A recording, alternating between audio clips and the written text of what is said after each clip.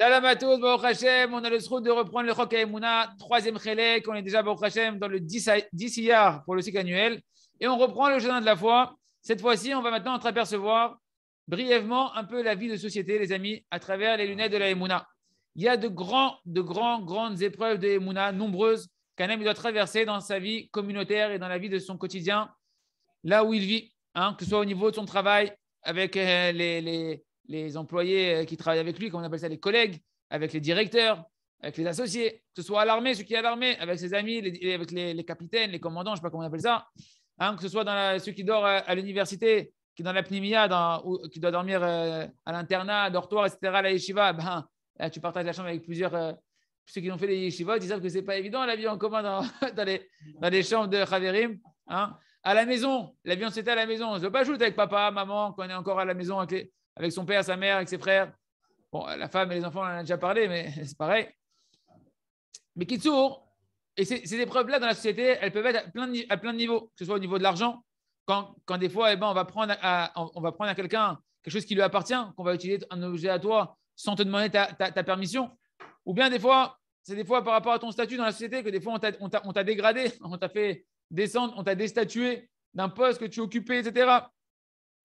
Ou bien qu'on t'a pas laissé la place en premier, ou bien qu'on t'a mal parlé, qu'on t'a manqué d'honneur, on t'a blessé. Mais Kitsour, il y a énormément d'épreuves de Emouna dans la vie de tous les jours avec les gens que l'on rencontre. Et chacun, il doit évidemment, on a bien appris que chacun, il doit utiliser à chaque fois les 3 principes de la Emouna dans chaque épreuve qu'il aura. Parce que chaque épreuve, c'est un examen. C'est un examen où tu vas avoir une note de Emouna dans le ciel pour ce monde-là et pour le monde futur. Et à chaque fois, se rappeler les 3 principes de la Emouna, comme ça Hachem il veut, tout ce que Hachem il fait, c'est pour le bien. Et comment Hachem il veut me rapprocher de lui, de cette situation-là. Et donc, on doit garder la foi que tout ce qui nous se passe, ça vient d'Akadosh Baruch Hu. Et c'est quoi, les amis, on va dire le fil conducteur qu'on doit garder constamment, c'est qu'en réalité, tous les hommes de la société qui m'entourent aujourd'hui dans ma journée, ce ne sont que des bâtons d'Akadosh Baruch Hu pour me réveiller à parfaire ma Emouna. Tous les problèmes et les différends que je rencontre à tous les niveaux dans ma journée avec les hommes, je dois me rappeler, je dois travailler cette dimension-là, que ce ne sont, on parle des choses qui sont dérangeantes, bien sûr. Les bonnes choses, ce sont des canaux de miséricorde d'Hachem. Mais toutes les épreuves qu'on a dans la difficulté, on doit se rappeler, c'est un bâton. Ce n'est qu'un bâton. Et celui qui mérite de vivre comme ça, alors sa vie, elle va être tranquille, elle va être calme, il va avoir une joie de vivre à l'intérieur de lui et il va pouvoir vivre en paix avec tout le monde. Il va pouvoir s'arranger avec tout le monde parce qu'il voit Hachem, il ne voit pas des gens devant lui. Et donc celui-là, bien évidemment, il aura une super note au niveau de son contrôle de Emouna dans ce monde-là et dans le monde futur. Par contre, celui que Miskin, il n'a pas encore étudié ce qu'on est en train d'étudier, ou bien qu'il ne prie pas sur ce qu'on est en train d'étudier, et que donc à chaque fois, il oublie ce qu'on est en train d'étudier, eh ben, il lui manque de la Emouna. Et qu'est-ce qui se passe? C'est chacun d'entre nous, les amis. C'est pour ça qu'on fait l'artiste des doutes. C'est pour se repiquer et se remettre des piqûres de rappel. Eh ben, si tu n'as pas cette Emouna-là, eh ben, tu vas être blessé à chaque fois. Tu vas souffrir à chaque fois. Et donc, la personne, elle marche dans sa journée avec de la rasera et il n'arrive pas à pardonner aux gens. Il n'arrive pas à se consoler. Et constamment, il va penser des mauvaises pensées que nous en préserve de vengeance sur l'autre. Et il va commencer à se dire pourquoi tu m'as parlé comme ça et pourquoi tu m'as fait comme ça. À un moment, il va se dire ouais, celui-là, Ken, je vais me venger, je vais lui faire comme ça à lui, je vais parler comme ça de lui à lui, etc. Ken, oui, et cette personne-là, en général, c'est une personne qui va être souvent, elle va avoir peur. Elle a peur de rencontrer les gens, elle a peur qu'on le persécute. Et donc, il n'a pas de paix intérieure. Dans son âme, il n'est pas tranquille. Il est constamment rempli de souffrance, de tristesse, de colère, d'amertume, d'angoisse, etc. Et celui-là, bien évidemment, il a du mal à être stable dans un endroit. On voit beaucoup dans les travaux, dans les emplois, etc., des gens qui changent beaucoup d'emploi. Parce qu'ils ne supportent pas, il y a trop de conflits, tu n'as pas la Emouna, donc tu ne peux pas être stable. Parce qu'à chaque fois qu'il y a un truc qui te dérange, tu veux changer. Maintenant, les gens ils font parler avec leur femme. Si ça ne va pas, on veut changer de femme, etc. Parce qu'on n'a pas la Emouna que tous ne sont que des bâtons d'Akadosh Baruch Hu pour nous aider à parfaire cette Emouna. Ken? Et tout ça, c'est à cause d'une seule cause.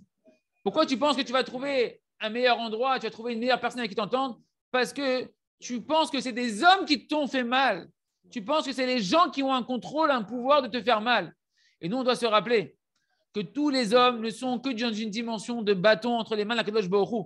Écoutez bien pourquoi. Parce qu'à travers eux, Akadosh Baruch Hu, il est en train, entre guillemets, de te donner des petits coups pour t'aiguillonner et te réveiller à la tchouva, à te repentir, à te rapprocher de lui. Comme c'est marqué qu'un père qui ménage le bâton avec son fils, il le haït. Nous, on est l'enfant d'Hachem. Hachem, s'il ne nous remettait pas un petit peu sur le droit chemin à travers des bâtons qui sont d'autres hommes, eh ben, ça serait quelque part qu'Hachem il nous a laissé aller dans le mauvais chemin et qu'il s'en foutrait de nous, Chas Shalom. Comme ça dit Shlomo Ameler, ou comme c'est marqué encore, celui qu'Hachem il aime, il le réprimande. Et à travers qui il te réprimande? Eh ben, à travers tous les gens de ta société, à travers tous ceux qui t'entourent dans ton quotidien. Comme il a écrit Rabbi Nachman de Breslev dans l'Écoutez Moharan, Torah 206, lorsqu'un homme il fait une avéra, ça c'est du l'Écoutez Moharan dans les mots, lorsqu'un homme il fait une avéra, que Dieu nous en préserve. Et donc, qu'est-ce qu'il est en train de faire? Il est en train de s'écarter du droit chemin pour aller dans un chemin qui cause sa perte, un chemin tordu qui va causer sa perte. Et que de ce mauvais chemin que tu es en train d'entreprendre par ta avéra, par ta faute, que tu nous en préserves, eh ben, ça va déboucher sur d'autres mauvais chemins. Tu es en train de prendre une ramification d'un arbre pourri qui va t'amener à des choses qui sont très mauvaises pour toi, d'erreur en erreur. Mais par contre, il nous dit qu'est-ce qu'il fait, Kadosh Baruch Hu? Dans ce chemin-là, dans ce mauvais chemin-là, on peut se perdre, on peut arriver à des mauvaises stations que nous en préservent. Et de là-bas, c'est très difficile de revenir. Une fois qu'une personne s'est embourbée dans un mauvais chemin, après, pour le ramener dans le bon chemin, ce n'est pas évident. Il n'arrive plus à le retrouver.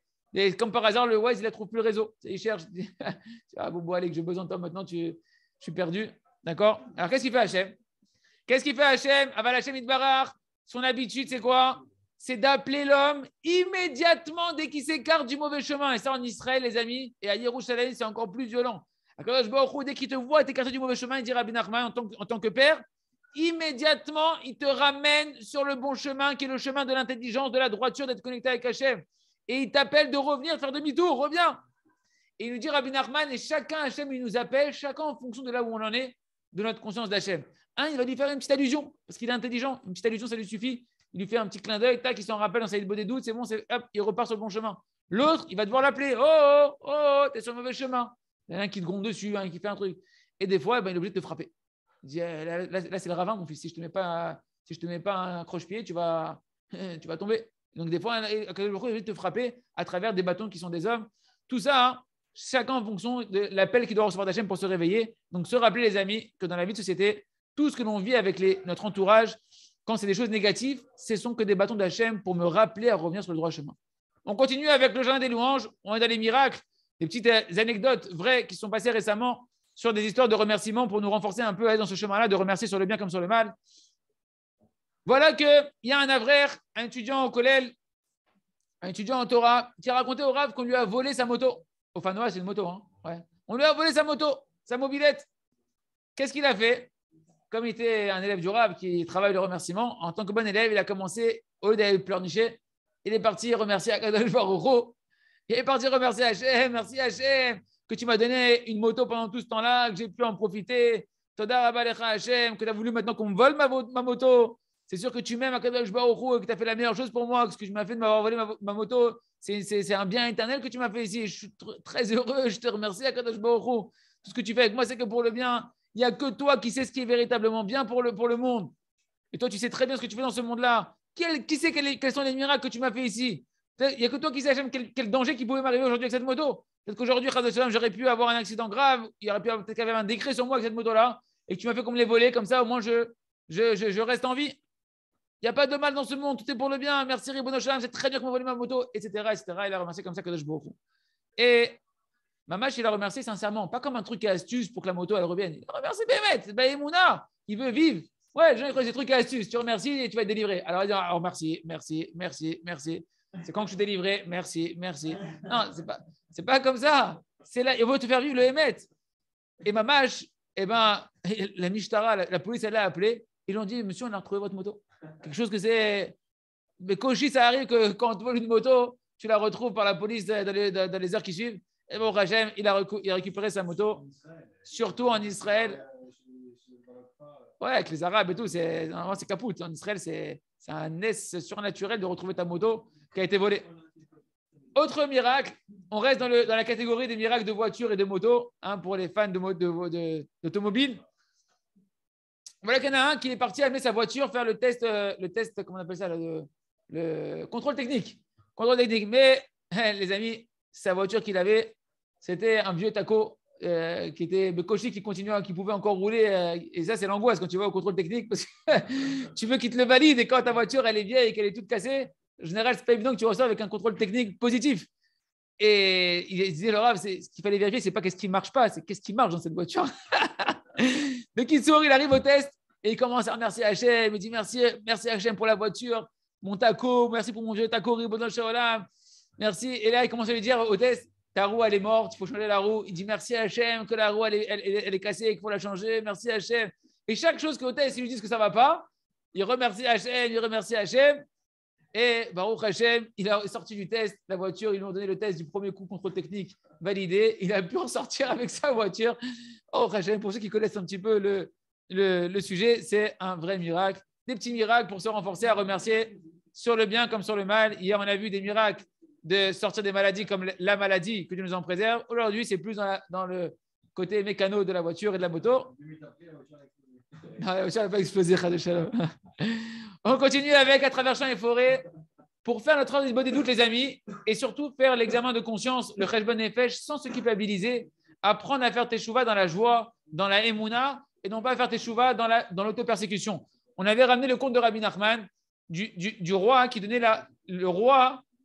la royauté de son vivant à son fils et qui avait une grande simcha là-bas et qui lui a dit sache que je vois dans les étoiles que tu vas perdre la royauté et efforce-toi de ne pas être triste quand tu vas perdre la royauté, etc., etc. Donc, on est maintenant dans l'interprétation du conte.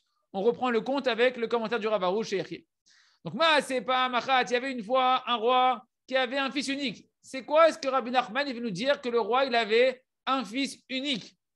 Le premier message dans cette partie du conte-là, c'est que chaque juif il doit comprendre qu'il est le fils unique d'Akadosh Baruch Hu.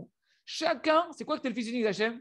C'est que chacun d'entre nous, on a un chemin qui nous est spécifique, que nous, on doit dévoiler dans le monde. On a un chemin avec Hachem qui ne m'appartient à moi de dévoiler. Chaque juif, il a sa part personnelle dans la Torah qui dépend que de toi. Et que c'est toi qui dois la faire dévoiler. Et c'est toi qui dois dévoiler un enseignement dans la Torah qui t'appartient à toi. Chaque juif, il est particulier, chaque Kadosh Baruch Hu. Et il doit dévoiler et trouver c'est quoi ta mission à toi en tant que fils unique par rapport au roi. Comment je vais dévoiler le roi, moi, dans ma mission personnelle pour laquelle j'ai été créé au monde. Comme dit Rabbi Nachman, que le jour où tu es né, c'est le jour où le monde ne pouvait plus tourner sans toi. Hachem a décidé que le monde ne pouvait plus continuer sans toi parce que toi, tu dois faire quelque chose dans ce monde-là. C'est ça que tu es un fils unique. D'accord? Et donc, chacun, il doit se renforcer dans cette dimension-là, que déjà, cette joie-là de savoir que le monde, il a été créé que pour moi. Et c'est à quoi que pour moi, dans ma Torah et mes mitzvot, je dois dévoiler quelque chose de spécial dans le service divin par rapport à Kadosh Baruch Hu. Et qu'il n'y a personne qui me ressemble dans ce monde-là.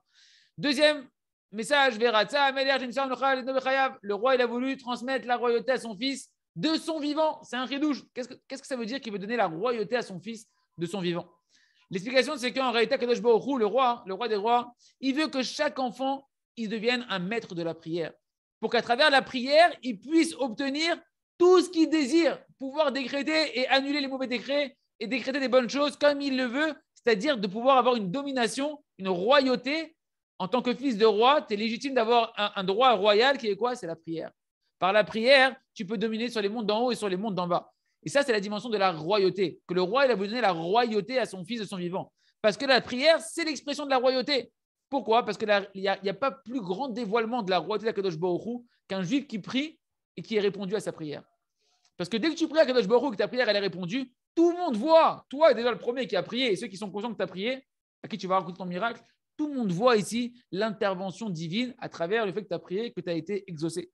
Qu'il y a un maître du monde, qu'il y a un roi qui gère ce monde-là. Et c'est ça la volonté d'Akadosh Baruch Hu, que chacun d'entre nous, il soit un maître de la prière. Que chacun il soit un maître lui-même de sa propre prière. C'est que pour ça qu'Hachem a créé le monde. Parce qu'il voulait que chacun il soit un maître de la prière pour régner sur le monde à travers ta prière et en fait faire régner Hachem à travers ta prière. Et c'est ce que Rabbeinu Akadosh, Rabbi Nachman de Breslev écrit dans la Torah sans nul écouter Moran, que le Créateur il a créé ce monde-là uniquement pour dévoiler quoi? Pourquoi Hachem a créé ce monde? Pour dévoiler sa royauté. Et comment on dévoile sa royauté, dit Rabbi Nachman? Tu fais la royauté d'Hachem. Comment tu dévoiles la royauté d'Hachem? Par le fait quand Hachem il arrive à déverser toute son abondance, tout son bien de manière visible sur le Ham Israël, à ce moment-là, on prend conscience de la royauté d'Hachem, que c'est un bon roi, que c'est lui qui règne. Et comment on fait dévoiler, comment on attire sur nous l'abondance et le bien visible sur le Ham Israël, cette abondance d'Hachem sur le Ham Israël? Par la prière, nous dit Rabbi Nachman. Par la prière, tu vas dévoiler du coup la royauté d'Hachem, qui est le fait qui déverse du bien sur toi et surtout le Ham Israël. Et lorsque le Tov, la bonté d'Hachem, elle se déverse sur l'âme Israël, se dévoile sa royauté, nous dit Rabbi Nachman. Et à ce moment-là, toutes les forces du mal, elles se soumettent. Parce que devant le roi, tout le monde se soumet. C'est pourquoi chacun, il doit aspirer, nous dit Rabbi Nachman. Chacun, il doit aspirer. Il doit avoir un désir de mériter la prière, de mériter d'être un Baal Tfila, de pouvoir mériter de dévoiler la royauté d'Hachem dans ta vie et dans tout le Israël, dans le monde entier. Et dans la Torah 107 du Likutei Moharan, Rabbi Nachman écrit là-bas que Kadosh Baruch Hu, il a désiré, il a vu qu'il allait avoir des tzadikim qui allaient venir. De ça, il a créé le monde. Il a vu qu'il allait avoir des tzadikim qui, par leur prière, ils allaient dominer, ils allaient pouvoir régner par leur prière. Et c'est pour eux qu'Akadosh Baruch Hu, il a créé le monde. Pour ceux qui vont utiliser la prière et faire régner Hachem à travers la prière. Il se trouve donc que tout celui qui mérite plus de se rapprocher de la prière, eh ben, il remplit d'autant plus la volonté du Créateur, dans la volonté créatrice qu'il avait à Kadosh Baruch Hu de créer le monde. Et c'est pour ça, pourquoi ? Parce qu'à travers ça, il dévoile encore plus Hachem, qu'Hachem c'est le roi et qu'il y a un maître du monde qui est bon et qui gère ce monde-là. Car ça, Hachem dit le Rav, que tant qu'un homme ne mérite pas la dimension de la prière, comme on l'a expliqué, chez Blish Adam Zochel et Prenat Fila, qui fait chez Barno, et donc la personne ne peut pas encore, sans la prière, ne peut pas attirer encore sur elle et sur le monde des abondances d'Hachem. Même si tu dis dans ta bouche, ouais, moi je sais qu'Hachem c'est le roi du monde, Hachem Elech, Hachem Malach, tu peux chanter, etc. Mais concrètement, tu ne le vis pas. Concrètement, tu ne le vis pas. Tu ne dévoiles pas véritablement qu'Hachem c'est le roi et tu ne dévoiles pas la royauté d'Hachem sur terre. Parce que quoi ? La preuve, tu ne pries pas. Dans chaque chose, tu ne pries pas. Tu ne demandes pas l'aide à Hachem dans chaque chose. Tu ne remercies pas Hachem sur chaque chose. Tu ne demandes pas du roi des rois qui t'accorde l'aide dans chaque chose et ce que tu as besoin. Tu ne demandes pas son aide dans chaque sujet. Donc, ça veut dire en gros, tu fais ce que tu veux. Hachem, ce n'est pas lui qui gère, c'est toi qui gères. Et donc, c'est que lorsqu'une personne, elle prie sur chaque chose et qu'elle voit de ses propres yeux concrètement qu'il réussit par la prière, c'est moi qui réussit, que Hachem, il l'aide à travers ses prières, que lui, il dévoile vraiment Hachem Melech, Hachem Malach, Hachem Imloch, Leolam Vaed. On continue, les amis, avec le livre Le Jardin de la Sagesse. On continue les mots de Rabbi Nachman. Et voilà que le Tam, le simple, eh ben, il courait constamment aller voir le Chacham, le sage, avec une grande joie. Et il allait le voir et il lui disait, il le voyait qu'il était complètement en train de souffrir, complètement en train de faire la tête, tous les jours avec une tête déterrée. Il lui dit, mais dis-moi, je ne comprends pas, toi qui es tellement sage, tu es tellement un savant fou, hein, tu es tellement achir, tellement riche. Ouais, tu es tellement riche. Pourquoi tu es tout le temps en train de souffrir ? Je ne comprends pas, pourquoi tu te plains tout le temps ? Tu devrais avoir toutes les raisons d'être heureux. Regarde-moi, il lui dit, regarde-moi. Je suis toujours Bessimcha, constamment. Qu'est-ce qui se cache derrière ces paroles de Rabbi Nachman ? Et bien là, on voit que le simple, les amis, dans son habitude sainte, rappelez-vous qu'il ne regardait pas, en général, le Tam, il se comparait avec personne. Il ne faisait jamais de reproches à qui que ce soit. Il se comparait avec personne. Il ne faisait pas de critique à qui que ce soit. Il se comparait avec personne. Et comme il disait lui-même tout le temps, le sage, le simple, là, c'est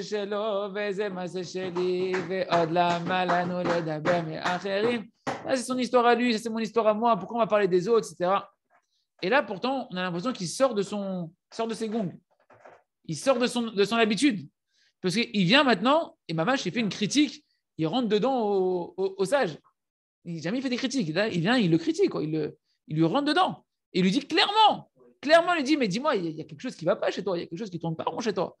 Comment tu peux être aussi intelligent, être riche, et tu es tout le temps en train de te plaindre. Tu es tout le temps en train de dire que ta vie est la merde, que ça ne va pas comme il faut, etc. Et là, on voit Mamash, il est sorti de son habitude complètement, parce qu'en plus, il est en train de se comparer. Ce n'est pas son habitude. Normalement, il se compare avec personne, le Tam. Et là, il se compare avec lui. Et il s'amène lui-même comme exemple. Et il lui dit, regarde-moi par rapport à toi. Moi, je suis un raté normalement par rapport à toi. Je suis le raté de la société. Je n'ai même pas un centième, un millième de tout ce que tu as réussi. Et pourtant, je suis toujours Bessimcha. Je suis toujours heureux. Réveille-toi peut-être un petit peu. Comprends quelque chose qui ne va pas chez toi, qui ne tourne pas rond chez toi. Comment ça se fait que le Tam, il a fait ça ? Eh bien, la suite dans le prochain épisode à suivre, B'ezrat Hashem. On continue avec les Sefer.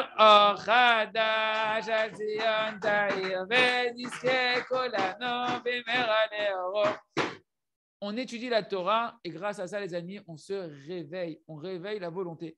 On a vu, B'ezrat Hashem, dans les 2 derniers shiurim, comment étudier la Torah pour travailler sa volonté. On a pris des petits exemples à partir de la qualité de la simcha. Quelqu'un qui veut travailler d'acquérir la qualité la plus importante pour avancer dans le service d'Hachem, qui est la simcha.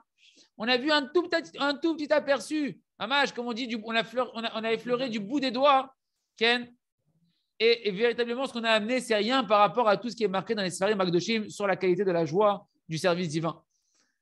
Et déjà, rien qu'en ayant entreaperçu un petit peu ce qu'on a pu rassembler des connaissances qu'on a captées de la Torah Kedosha dans les Sfarim sur la Simcha, on a vu comment Baruch Hashem, en quelques minutes, en regardant un peu un livre à droite, un peu Sefer Amidot, un peu l'écouter les Tzot, en travaillant de manière méthodique un sujet de la Torah, en allant chercher dans la Torah sur ce sujet-là, on voit qu'un match, on trouve des pierres précieuses, des trésors, et qu'un homme, après, il peut constamment, une fois qu'il a glané ça, qu'il les a marqués dans un calepin, dans un papier, il peut constamment reméditer l'importance de la simcha, qu'est-ce que je gagne à être simcha, qu'est-ce que je perds à être triste. Et comme ça, arriver à la conclusion véritable que la simcha, c'est la condition première, c'est la première condition nécessaire, la plus importante pour progresser dans la vie, parce que tout dépend véritablement de la qualité de la joie pour un Ben Israël qui veut avancer vers Hachem, et même pour réussir dans tous les domaines de la vie. Et ça, les amis, une fois qu'on a fait ça, qu'on a fait un petit résumé, chacun avec le sujet qu'il veut travailler spirituellement, un résumé par rapport à ce qu'il a étudié de la Torah, eh ben, tu dois relire ce résumé que tu t'es fait là tous les jours. Ce que tu t'es résumé, tu dois le relire et continuer jour après jour d'étudier encore sur le sujet et de rajouter dans tes résumés à toi encore d'autres conclusions que tu as prises dans ce livre-là, sur le sujet que tu es en train de travailler. Et grâce à ça, qu'est-ce que tu as gagné? Tu as gagné que ton étude, elle réveille de manière considérable ta volonté de t'éloigner, mamash, de maximum d'éloignement de la tristesse, pour celui qui travaille la tristesse, ou bien la colère, celui qui travaille la colère, ou les yeux, celui qui travaille les yeux, etc., etc. Parce que tous les jours, tu te renforces de voir qu'est-ce que tu gagnes, qu'est-ce que tu perds à travers l'étude de la Torah. Donc, tu renforces ta volonté et tu gagnes de vouloir, mamash, véritablement, tu as envie d'acquérir la qualité de la simra. D'accord? Et Ken, parce qu'il prend conscience, la personne, que quand de Shalom, il est dans la tristesse, Hachem Ishmor, Hachem il n'est pas avec lui, qu'il ne peut rien réussir dans la tristesse, que ses prières ne sont pas écoutées, que ça endommage son entente conjugale, sa parnassa, l'éducation de ses enfants. Ah, c'est tous les jours que tu te rappelles de ça. Dès que tu vas être triste, tu vas dire oh, faut vite que je sorte de là-bas. Et par contre, tu vas te rappeler tous les jours, quand je suis Bessimra, qu'est-ce que je gagne? Hachem, il est avec moi, j'ai un lien avec Hachem constant. Et donc, automatiquement, si je suis attaché avec Hachem, alors je vais avoir toute l'abondance, la réussite dans tous les domaines matériels et spirituels. Et cette étude-là, et le fait de revoir cette étude tous les jours, ça t'éveille comme ça le cœur à pouvoir aller, après crier à Hachem dans la Hitbo des doutes, faire le travail de la volonté, comme on l'a expliqué dans le chapitre d'avant, faire une demi-heure de tefila de feu pour le sujet que tu veux atteindre. Le Rav nous dit, une telle étude de la Torah, elle amène l'homme à avoir une volonté puissante. Ça réveille la volonté de commencer à vouloir travailler et acquérir la qualité, en l'occurrence ici, de la joie et de quitter la tristesse complètement.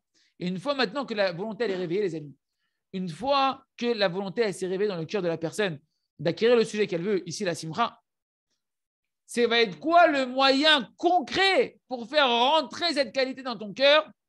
Eh bien évidemment, ça va être avant tout de fixer tous les jours un moment de travail dans la prière où tu vas travailler là-bas ta volonté. Si tu peux prendre une demi-heure au moins tous les jours et tu vas travailler là-bas tout ce que tu as étudié et que tu étudies tous les jours, tous les résumés que tu as fait et que tu es en train d'étudier tous les jours, là-bas pendant une demi-heure tous les jours, tu vas crier dessus pour cette connaissance qui t'a motivé, elle rentre dans ton cœur et que tu arrives concrètement à passer au concret.